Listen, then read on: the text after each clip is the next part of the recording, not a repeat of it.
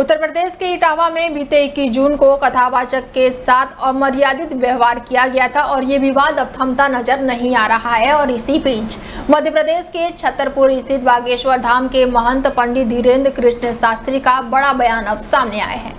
पंडित धीरेन्द्र शास्त्री का कहना है कि वो 25 दिन की विदेश यात्रा पर गए थे और जब लौटे तो उन्होंने इस घटना के बारे में पता चला, जिससे वो बेहद दुखी हैं। एक वीडियो के जरिए धीरेन्द्र शास्त्री ने कहा है कि हमारे विदेश रहते हुए भारत में कई घटनाएं हुई हैं। इसमें से एक घटना बेहद ही विचित्र थी। यह भी इटावा में कथावाचक के साथ दुर्व्यवहार। बाबा बागेश्वर ने कहा कि वे वेद व्यास, महर्षि वाल्मीकि, मीरा, सूरदास, कबीरदास सभी भगवानों के रंग में रंगे थे। उनकी ना तो कोई जाति पूछता था और ना ही कोई पता पूछा गया। इनकी वाणी ही इनकी पहचान बनी, भगवान का नाम ही इनकी पहचान बना।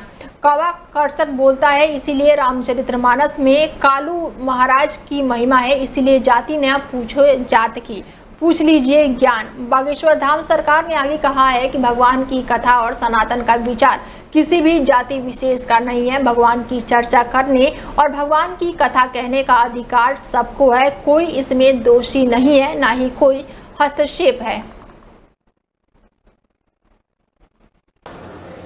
जय श्याराम, जय बागेश्वर धाम की।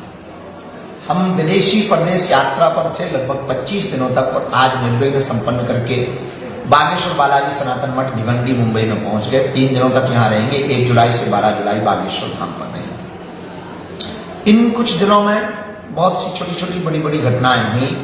एक घटना बड़ी विचित्र हुई। एक बात से हम अपनी बात प्रारंभ करना चाहते हैं और शायद आप हमारी बात को समझ पाएंगे। वेद व्यास, महर्षि वाल्मीकि, मीरा, सूरदास, रैदास, कबीरदास सबने भगवान की चर्चा गाई।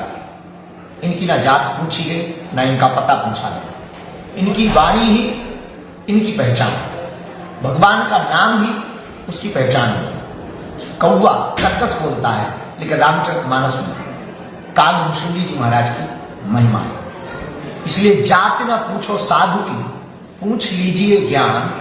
मोल करो ना तलवार का, ना तो पड़ी रहे दो मया। भगवान की कथा, भगवत चर्चा, सत्संग, सनातन का प्रचार किसी जाति विशेष का नहीं है। भगवत चर्चा और सत्संग, भगवान की वार्ता, भगवत कथा को कहने का अधिकार सबको है। भगवान की कथा सब कह सकते हैं।